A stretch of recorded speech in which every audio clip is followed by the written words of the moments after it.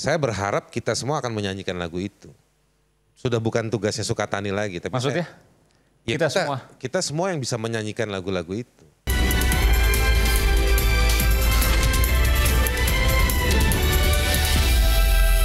Baik. Bung Yoksan, Anda masih bergabung bersama kami, Bung Yoksan?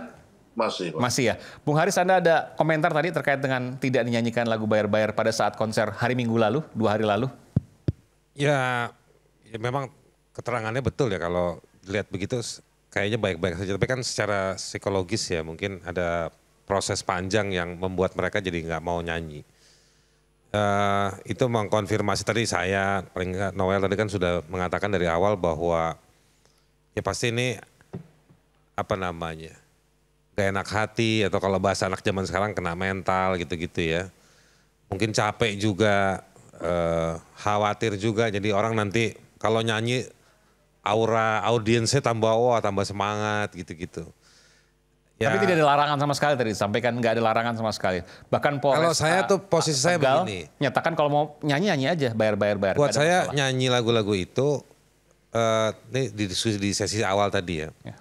Saya mau bilang bahwa dalam perspektif hak asasi manusia, negara maupun hukum tidak bisa melarang. Ya kan? Apakah kalau misalnya hukum ditiadakan esok nih, dan negara dibubarkan esok harinya, kemudian lalu kita kehilangan hak kita sebagai manusia, kan enggak? Tidak. Apa saya boleh datang ke rumah Aiman, saya minta kupingnya dong atau hidungnya dong buat kalung saya? Kan nggak boleh. Ada pasal yang namanya diiris itu sakit, pasal itu. Itu makanya kenapa hak asasi manusia itu melekat pada manusia. Dia bukan melekat pada negara, dia bukan melekat pada hukum. Hukum alatnya negara, negara alatnya hak asasi. Nah jadi saya mau mengatakan bahwa berangkat tadi poin itu tadi, saya berharap kita semua akan menyanyikan lagu itu. Sudah bukan tugasnya Sukatani lagi. Tapi maksudnya? Kita semua yang bisa menyanyikan lagu-lagu itu. Saya tadi teman-teman Kamisan kemarin sudah pasang lagu itu, ya kan, meskipun nggak ada bandnya, tapi mereka pasang lagu itu depan polisi. Nah, jadi ini sebenarnya backfire ya, karena zamannya udah nggak bisa zaman orang dilarang-larang. Nggak boleh lagi nih. Nggak bisa. Aiman dilarang-larang, Aiman semakin berjaya. Gitu. Nah jadi. Walaupun kadang-kadang kan bicara ini bahwa ada pencemaran nama baik, lalu kemudian hak orang lain, hak pihak lain yang kemudian dilanggar. Kalau hak pihak orang lain silakan bawa ke mekanisme perdata. Saya juga sedang mau melakukan hal itu. Tapi bukan saya laporin ke polisi. Ya itu urusan personal, Pak Edi. Itu Anda jangan libatkan negara urusan-urusan begitu. Perdata itu ya? Itu urusan perdata. Dan prosesnya panjang, bisa ngobrol, bisa klarifikasi. Dan bisa pertukaran informasi. Atau pencemaran nama baik. Sekarang forum-forum seperti ini. Pasalnya udah dihapus, masuk dalam SARA karena institusi itu masuk ke dalam antar golongan. Ya itu juga menurut saya kejauhan tafsirnya. Institusi itu alat negara. Dan kemarin-kemarin sempat ada yang dipenjara karena itu. Dulu banyak. Dan itu yang kita tunggu dari penguasa Pak Noel.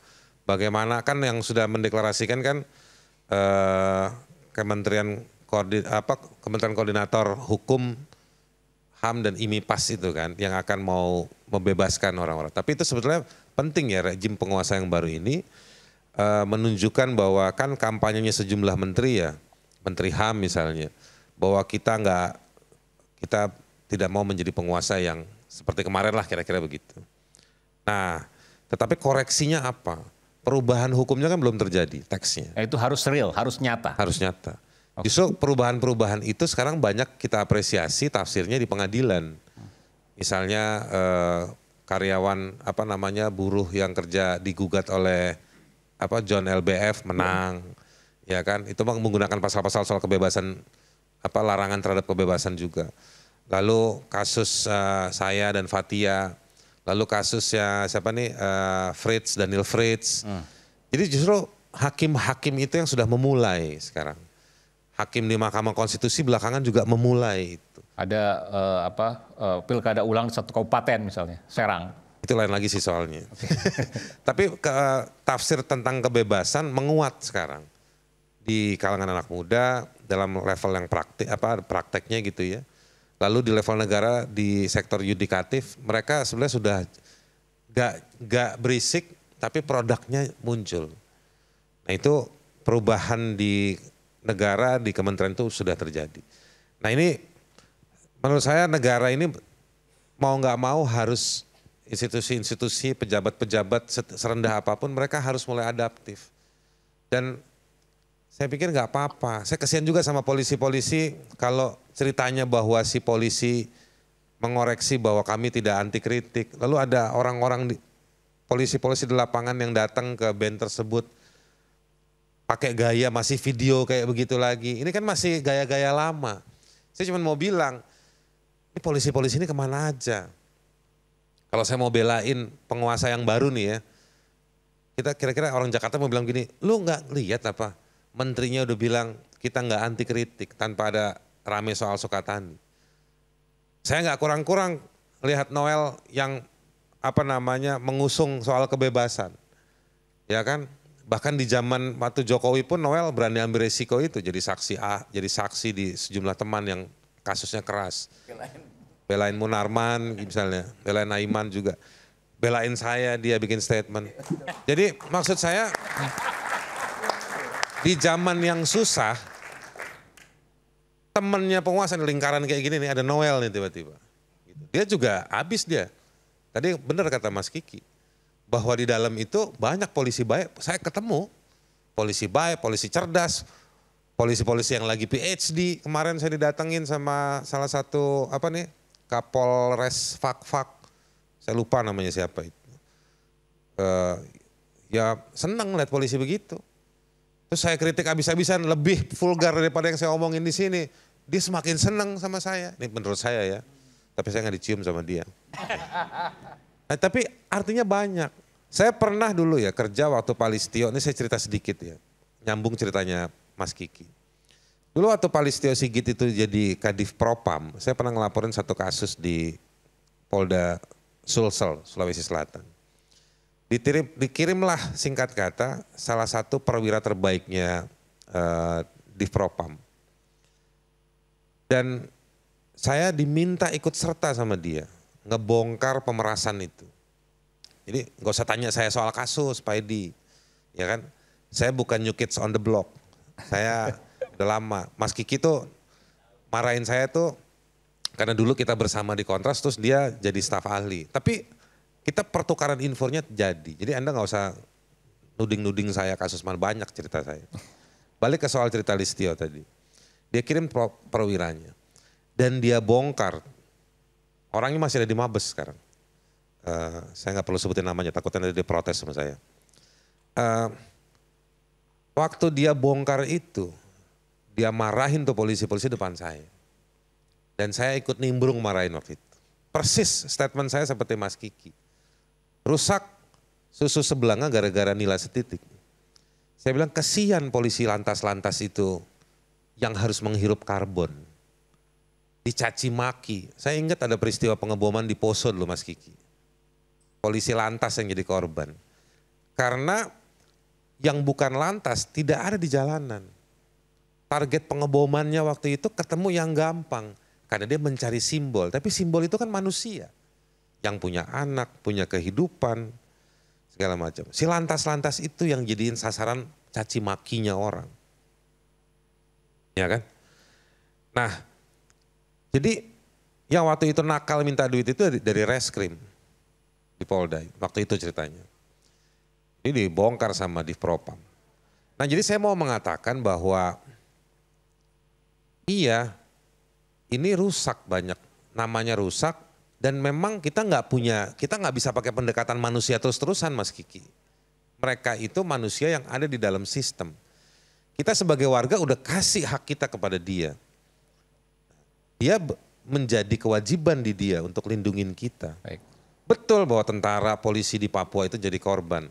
Menurut saya dia korban pelanggaran HAM dari negara yang tidak melindungi. Anda nggak bisa tuding OPM, Anda nggak bisa tuding KKB sebagai pelanggar HAM. Karena kita nggak pernah mengakui OPM dan KKB setara sebagai kekuatan yang sama seperti negara. Enggak kan, nggak mau negara ini. Udah lah nggak usah berdebat soal gitu mas, saya udah ngikutin dari 30 tahun lalu zaman saya kuliah. bahwa Indonesia itu fahamnya tidak pernah mengakui kelompok bersenjata. Karena kalau diakui dia setara. Kalau dia setara baru kita bisa tuding dia sebagai pelanggar HAM. Nah, tapi karena dia tidak setara dia dianggap sebagai kriminal. Negara tidak melindungi mereka dengan alatnya, dengan kecakapan-kecakapan tertentu untuk tidak diganggu, dijadikan korban oleh spoiler-spoiler tadi itu misalnya. Pengganggu-pengganggu itu. Jadi mereka jadi korban manusianya betul. Tapi dalam posisi lain kita harus bilang bahwa mereka itu alat. Yang harusnya dilengkapi, dia udah ngambil hak kita, kita bayar pajak dan lain-lain. Nah itu yang kita tuntut. Jadi saya mau balik bahwa sudahlah polisi-polisi ya kan. Jangan Anda minta ada lagu yang bilang kalau kata Mas Kiki, jangan bayar, bukan.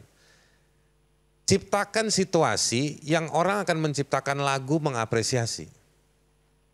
Kira-kira nih, ayo kita rubah polisi supaya tahun depan Ebit gak ada nangis-nangis memuja kita, misalnya kayak gitu. Tapi bukan dibikinin festival, ayo dong puji polisi dong. Janganlah. Harus diciptakan proses sosiologisnya, rekayasa sosialnya harus terjadi. Itu. Sesuai konteks apa yang terjadi hari ini. Supaya genuine bahwa rakyat itu muji. Ya. Gitu. Yang benar katakan benar, yang salah katakan salah. Betul. Dan begini, memperbaiki polisi, kalau itu pun berdarah-darah susah, tapi ditunjukkan dengan cara yang baik, orang akan puji juga kok. Meskipun kita tahu polisi itu seperti lagunya Sukatani misalnya. Tapi hubungan intim polisi dengan warga itu terjadi di lapangan. Gitu. Bahkan dalam obrolan-obrolan sosial itu juga ada pertukaran-pertukaran jokes, bercandaan yang saling menyindir. Ya sama-sama ngerti lah bang. Ya kan ya bang ini kan atensi mulu. Ya abang kan ngerti. Ngobrol begitu biasa di lapangan. Gitu. Jadi maksud saya jangan tegang. Ini ngapain polisi-polisi yang menurut saya kehilangan, udah nggak fashion, nggak zaman. Tiba-tiba menterinya di Jakarta kampanye, presiden ini cuek di demo, Prabowo kan di demo, ya kan Indonesia gelap, dia nggak marah. Kok tiba-tiba ada polisi bergerak di lapangan? Ayo insaflah engkau wahai Sukatani. Terus bikin video kayak gaya zaman Jokowi dulu 5-6 tahun lalu. Kami minta maaf, udah nggak musim kayak gitu. Baik, kita akan kembali saat lagi, tetaplah bersama kami di Rakyat Bersuara.